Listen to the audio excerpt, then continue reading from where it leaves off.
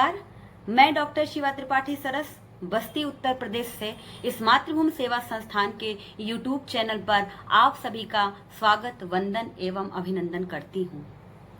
हमारे संस्कृत शास्त्रों में एक सूक्ति है कि दुर्लभम त्रयमे वैतत् देवानुग्रह हेतुकम, दुर्लभम त्रयमे वैतत् देवानुग्रह हेतुकम मनुष्यत्वम मुमुक्षत्वम महापुरुष संश्रय।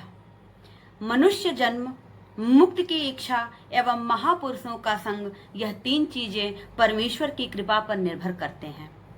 निसंदेह इस संस्था पर उसी परम पिता परमेश्वर की अनुकंपा है जिनके आशीर्वाद स्वरूप हम निरंतर आपके समक्ष देश में अपनी महत्वपूर्ण भूमिका निभाने वाले महापुरुषों एवं नारी शक्तियों के जीवन वृत्त को आप सभी से साझा करते हैं।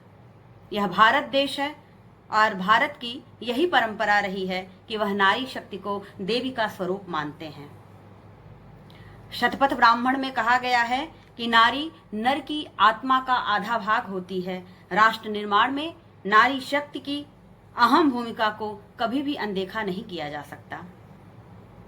आजादी के समय से लेकर आज तक समाज व राष्ट्र के नव निर्माण में महिलाओं ने पुरुषों के साथ कंधे से कंधा मिलाकर सक्रिय सहभागिता निभाते हुए स्वयं को सिद्ध किया है।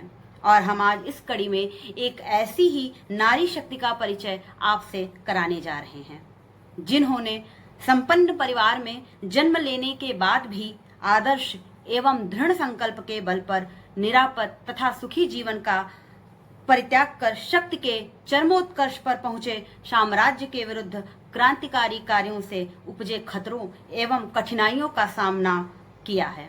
जी हाँ, हम आज एक ऐसी ही वीरांगना के बारे में आपसे चर्चा करने के लिए यहाँ उपस्थित हुए हैं जिन्होंने सन 1907 में विदेश में पहली बार भारत का झंडा फहराकर अपना नाम इतिहास के पन्नों में दर्ज कराया। इस नारी शक्ति का नाम मैडम भीका जी, जिन्हें हम मैडम कामा के नाम से भी जानते हैं। सबसे पहले हम इनके जीवन वृत्त, जीवन परिचय पर प्रकाश डालेंगे कि उन्होंने कब और किन परिस्थितियों में इस देश में जन्म लिया और उन्होंने इस देश में क्या योगदान दिया। मैडम भीका जी का जन्म 24 सितंबर 1861 को बंबई में एक पारसी परिवार में हुआ था। इनके पिता सोराब जी पटेल एक जाने माने कारोबारी थे और पेशे से वकील थे। उनकी माता जीजाबाई सोराब पटेल एक कुशल गृहिणी थी। 3 अगस्त 1885 को भीका जी कामा का विवाह रुस्तम कामा से हुआ। रुस्तम कामा भी उस समय के अमीर KR कामा के बेटे थे जिनकी रुचि तत्कालीन राजनीति में थी, किंतु भीका जी कामा का हृदय लोगों की सहायता एवं सेवा की भावना को लेकर कूट कूट कर भरा था और यही कारण था कि उनका दाम्पत्य जीवन बहुत सुखमय नहीं रहा। जैसा कि जानते हैं कि दो व्यक्ति जब आपस में मिलते हैं उनके विचारों का मिलना बहुत आवश्यक हो जाता है और जब विचारों में बहुत ज़्यादा ही असमानता हो तो कहीं ना कहीं कुछ कठिनाइयां उभर कर आ ही जाती हैं और ऐसा ही कुछ इनके दाम्पत्य जीवन के साथ हुआ। किंतु मैडम कामा जी तो अब भारत माता की सेवा के लिए प्रतिबद्ध थी, इसलिए अपने परिवार और समाज की बिना परवाह किए अदम्य साहस एवं दृढ़ता के साथ वे आजादी की लड़ाई के जोखिम भरे मार्ग पर चल पड़ी। दिसंबर 1885 में अखिल भारतीय राष्ट्रीय कांग्रेस की स्थापना हुई, तभी से वह उसकी सदस्य बन गई। वो सबसे पहले जाति पात, ऊंच नीच, धर्म, मजहब आदि के भेदभाव पूर्ण समाज से ऊपर उठकर सभी वर्गों की महिलाओं को एक मंच पर लाने के लिए महिलाओं एवं महिला संस्थानों को एकजुट करने का बीड़ा उठाया। वर्ष 1896 में मुंबई में जब प्लेग फैला, भीका जी मरीजों की सेवा में जुट गईं। बाद में वह खुद भी इस बीमारी की चपेट में आ गईं। इलाज के बाद वह ठीक हो गईं, लेकिन उन्हें आराम और आगे के इलाज के लिए यूरोप जाना पड़ा। उसके बाद लंदन पहुंचकर कामा जी दादा भाई नौरोजी से मिली और यहीं से उन्होंने देश की स्वतंत्रता के लिए अपने अन्य साथियों के साथ प्राण प्रण से प्रयास किया। अपनी ओजस्वी वाणी से उन्होंने देश की दुर्दशा पर अपना संदेश अन्य लोगों तक पहुंचाया और इसी समय इनकी मुलाकात वीर सावरकर जी से हुई। भारतीय झंडे का प्रथम प्रारूप भी श्रीमती कामा ने अपने क्रांतिकारी साथियों के साथ मिलकर 1905 में लंदन में तैयार किया। इस प्रथम प्रारूप में हरा, लाल एवं केसरी 3 रंगों की पट्टियों को मिलाया गया था। ऊपर लाल रंगों की पट्टी थी जिसमें 8 खिले हुए कमल तत्कालीन भारत के 8 प्रदेशों के प्रतीक थे। बीच में केसरी रंग की पट्टी में देवनागरी में वंदे मातरम लिखा था। सर्वप्रथम यह तिरंगा बर्लिन में और फिर 1909 में बंगाल में फहराया गया। महान क्रांतिकारी मदन लाल ढींगरा की याद में उन्होंने मदन तलवार नामक पत्रिका निकाली। इस कार्य में वीर सावरकर जी काफी क्रियाशील एवं मददगार साबित हुए। मैडम कामा जी ने एक सम्मेलन में कहा था कि भारत में ब्रिटिश शासन जारी रहना मानवता के नाम पर कलंक है।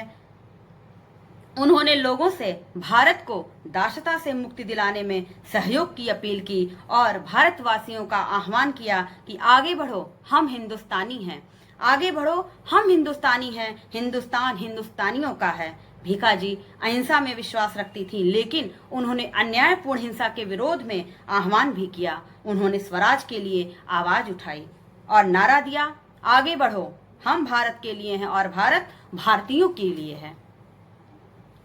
ब्रिटिश सरकार के विरुद्ध उन्होंने झंडा बुलंद करते हुए क्रांतिकारियों को हर संभव सहायता प्रदान की। कठोर परिश्रम एवं विपरीत परिस्थितियों के चलते उनका स्वास्थ्य खराब रहने लगा। उन्हें अपने देश की याद आने लगी।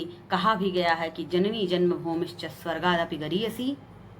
1935 में भारत के नेताओं ने अंग्रेज सरकार पर दबाव डाला। आखिरकार अंग्रेज सरकार को झुकना पड़ा और मैडम कामा अपने देश वापस लौट कर आ सकी। देश के लोगों ने बड़े हर्ष के साथ उनका स्वागत किया, लेकिन यह प्रसन्नता कुछ ही दिनों बाद शोक में बदल गया और आज ही के दिन 13 अगस्त 1936 को मैडम कामा जी सभी को छोड़कर सदैव के लिए अमरत्व को प्राप्त हो गईं। भारत के प्रत्येक जन में, प्रत्येक कण में वह आज भी विद्यमान है। उनकी देशभक्ति ने, राष्ट्र के प्रति निष्ठा ने उन्हें अमर बना दिया। हम मातृभूमि संस्थान की तरफ से उन्हें कोटि कोटि नमन एवं वंदन करते हैं। उनकी कुछ बातें जो सदैव हमें प्रेरणा देगी उसे यहाँ उद्धृत करना चाहूंगी। वो कहा करती थी, वह दिन कब आएगा जब मैं कहूंगी कि संसार के सभी लोग मेरे कुटुंब के हैं।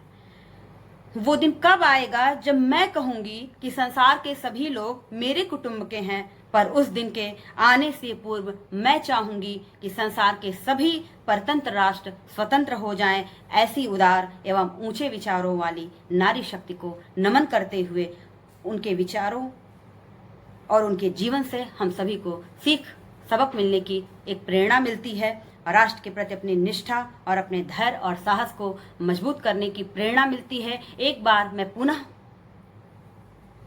नारी शक्ति की प्रतीक मैडम कामा जी की पावन पुण्यतिथि पर उनकी स्मृतियों को नमन करते हुए भाव सुमन अर्पित करती हूँ। एक बार मेरे साथ बोलिए, भारत माता की जय, भारत माता की जय, भारत माता की जय, वंदे मातरम। बहुत बहुत धन्यवाद।